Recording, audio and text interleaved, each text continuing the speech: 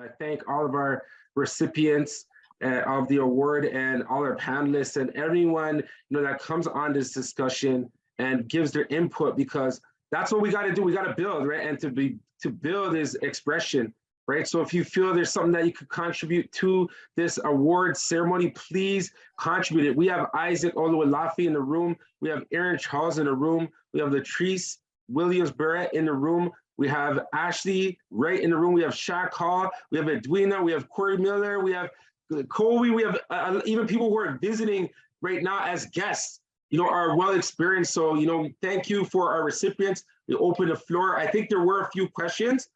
Collins and Portia, I guess if you could go through them, or even our recipients, if you see anything that's in there, please, we want to open the floor up so everyone can get these gems and we can build together. See, this is Black excellence right here. Y'all take pictures, post it on Instagram. Let the world know. Chat, everyone, let's give it up to them. These are our award recipients. Let's throw some hands up. Let's throw some, clap some hands. There's some in there, unmute. Okay, I see someone's raising the roof on the camera. Someone's raising the roof. All right, thank you. That wealth is Black. Okay, amen. Let's go. Good job to the organizers. Really well done. Amazing. I don't see any questions in the chat. I scrolled up a little bit. I see a lot of fire emojis, a lot of congratulations, which is amazing. I think we'll take, while we wait for the questions, I will ask all of the award recipients if there's one message that you want to leave, one quick message that you want to leave to the community, what would it be?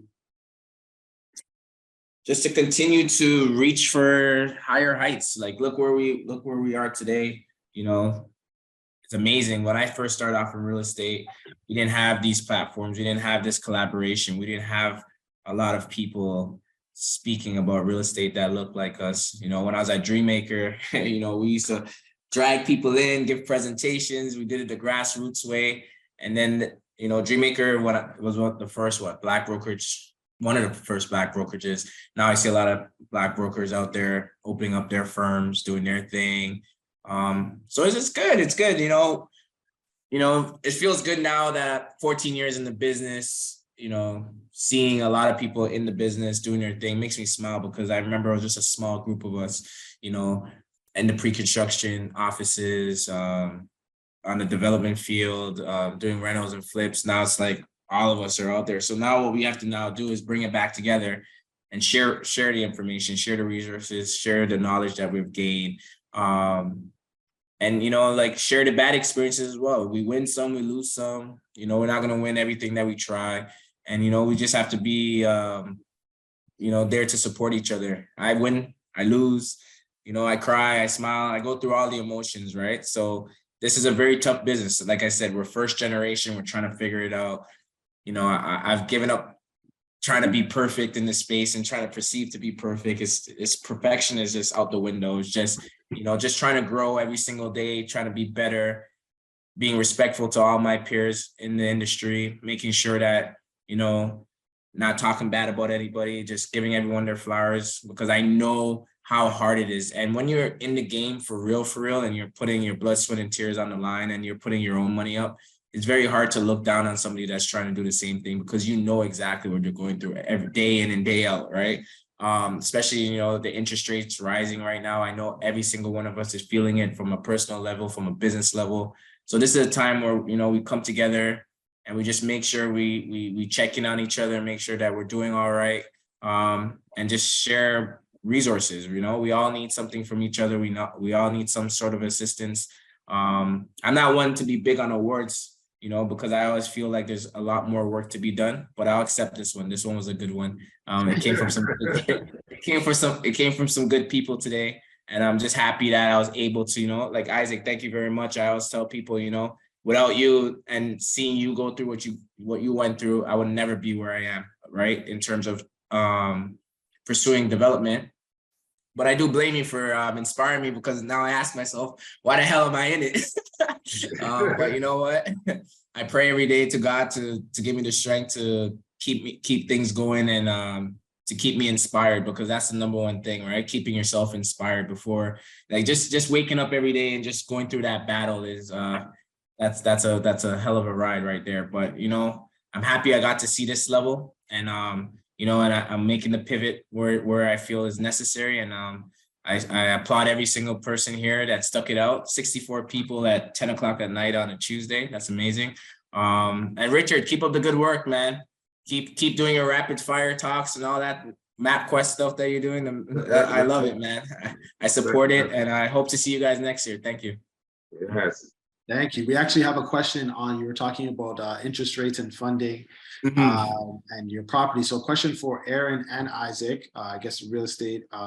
What was your source of funding on your first multi-unit property?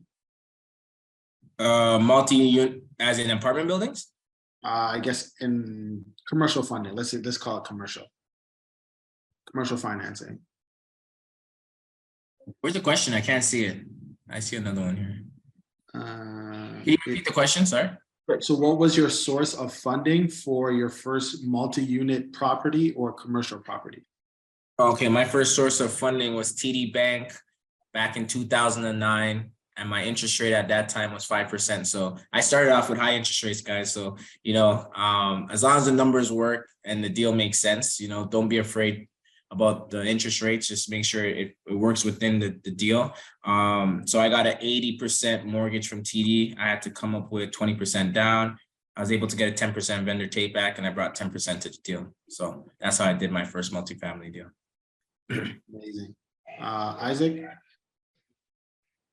Yeah, back then they had a 40-year amortization. I was fortunate to structure a nice zero down deal, 40-year amortization, 6.99%, and got me into the multi-unit game, and you know, just build from there. So you know, with the rates going up to where it is now, it's doesn't seem high for those that was playing a game almost 15 years ago.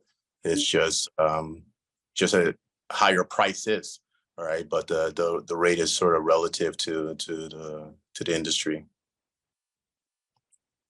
Thank you for that. And I guess for Latrice, Ashley, and then Shaq, in terms of the one quick piece of advice you would offer to everybody here. I'll go ahead. I think kind of what Aaron touched on, but collaboration over competition is definitely something you'll hear me say all the time. So much so that, you know, I love community and I love helping people. And that was the reason that I started the Modern Agent Academy with my business partner, was because when I got in the industry about almost 10 years ago, I started as an assistant and then became licensed, but there was not many people who looked like me. And then also, if there was no sense of community with those people. I felt really isolated and alone and had to figure out a lot of things on my own. So I'm definitely into collaborating with other agents, other entrepreneurs, all of that. I love that.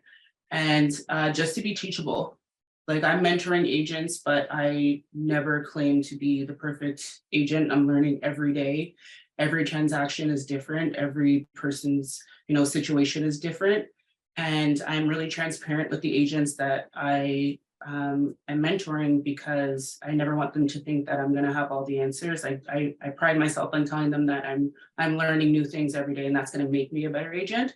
So I think really being teachable and collaborating with other people are my takeaways for my advice.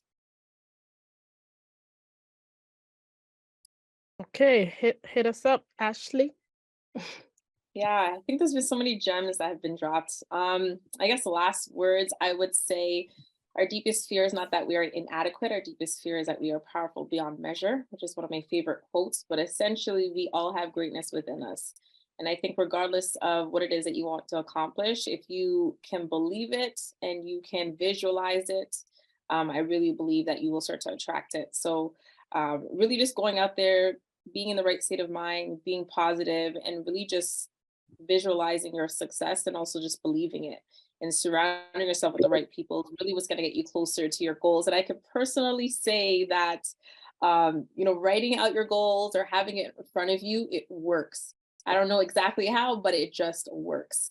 right? And you'll ask anybody that's been successful. I'm sure if you ask people, you know, these amazing leaders that are on this panel right now, you know, they've all been able to visualize what it is that they want, right? Or that end result, regardless if they know, or if they knew how they were going to get there. So yeah, I think the biggest piece is really just having that vision, regardless of, you know, who supports you, who doesn't support you. And a lot of times as an entrepreneur, your friends, family are not necessarily going to be your biggest supporters right off the bat. So you really just have to be determined and really have to have that vision to say that I don't care if people believe in me or not, I'm going to make this happen. Because I can definitely say when I started in crypto back in 2016, people thought I was crazy. But now people are knocking on my door to learn more. So it's like, as long as you have that vision, people see that consistency and people respect that consistency as well. All right, all right. Shaq, last Yeah, remark. I'll leave it off with I guess 3 key points, similar to what I was talking about in my acceptance speech. As a community, we gotta definitely focus on the knowledge more than anything. You know, don't be afraid to ask questions. Don't be afraid to put yourself in an environment where you're able to learn and accept advice from other people. Surround yourself with the right people, just like Ashley said. Let us create the right behaviors. Number 2, to make sure that we're not only obtaining wealth, but keeping it, because it's not about how much money you make, it's how much money you can keep, how much money you can pass down for generations to come. And, you know, speaking of that word generation and generational wealth, you know, it's studied, shows that generational wealth usually only lasts us about 3 generations, but let us strive to plan for 4 generations or 5 generations ahead of time.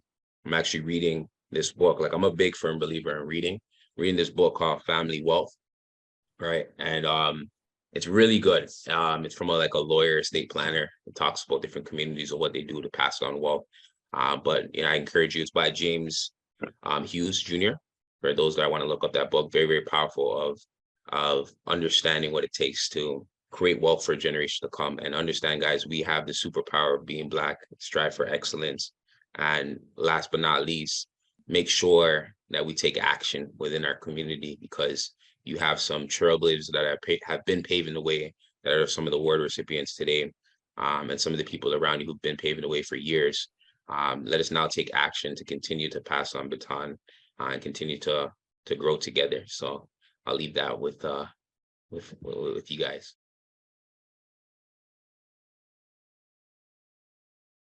Danielle Adubuating is a 19-year-old Black female, and I will add to she's Ghanaian. We have the same last name, but y'all, we're not related. Okay, we're not related. And she is currently in her 2nd year of university, aspiring to be a lawyer. Right? She strives to make an impact in the lives of the youth in her generation, and lives to serve her community through poetry, spoken word, and words of motivation.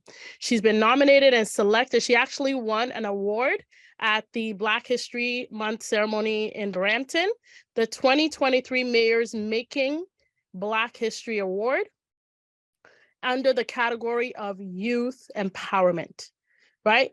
This recognizes Black Brampton youth who have demonstrated all around community involvement. And I go to church with her and she's like involved everywhere, right? She's amazing. So we're going to give it to you. Everybody, this is what it is, right? All of us, now we're millennials. She's like what, Gen Z, Gen X? I don't even know. But this is how we also pour into her, because this is what she's aspiring to do. This is how all of us, there might be something that we have, some gifts that we have that we can literally give to Danielle as she is embarking on her journey. Maybe you know a lawyer on here. Maybe that could be a connection so that she can, remember, they always say, interview yourself. So this could be an opportunity for her to be connected to a powerful lawyer in the community that she can kind of have that mentorship from. So Danielle Adubuating, everybody, let's give her a hand clap as she joins us. Some emoji, fire her up, fire her up. You know what's crazy, Portia? I actually remember when Daniela was born as well. So oh my gosh. Thank you for making it. That's great. That's great. Go ahead. Everyone. Yes, what my dear big sister Portia mentioned. My name is Daniela Duboating. Portia is like my Boating sister. She's seen me grow, and it's just a great opportunity for me to come here and to speak to you guys this evening. It's not morning, this evening. And thank you so much, Portia, for having me. And thank you all for just coming. The spoken word / poetry spoken word that I have titled is called My Ancestors' Wildest Dream. I am my ancestors' wildest dream. We thank them for the seed that evolved into a tree that is now a living legacy because I am my ancestors' wildest dream. They had to plead for a time like this where we will all be freed. They seen a need for there to be unity despite the breed, despite the color of the tree, for they sowed a seed, a tree that is now a living legacy. I am my ancestors' wildest dream. They had a dream that we could all stand together upon this land despite the color, for there must be love shared upon one another. We must embrace the beauty of color, for it comes in various kinds of ways. May this land live to praise the beauty of each and every race, for we must run this race as we carry out and chase the trace of what our ancestors laid. May we stand in aid and show love instead of hate in the name of our ancestors. May we be great. Oh, and did I forget to state that we are our ancestors' wildest dream? May we continue to live out their legacy. May this dream not die. If so, I am here to notify that we are our ancestors' wildest dream, and together we form a team of unity. We thank them for this seed that they have sown, for we are our ancestors' wildest dream. Thank you so much. Woo! Guys, let's all get on the mic and give her a big... Wait, aren't we supposed to snap our fingers? Isn't that what you do with poetry? Yes.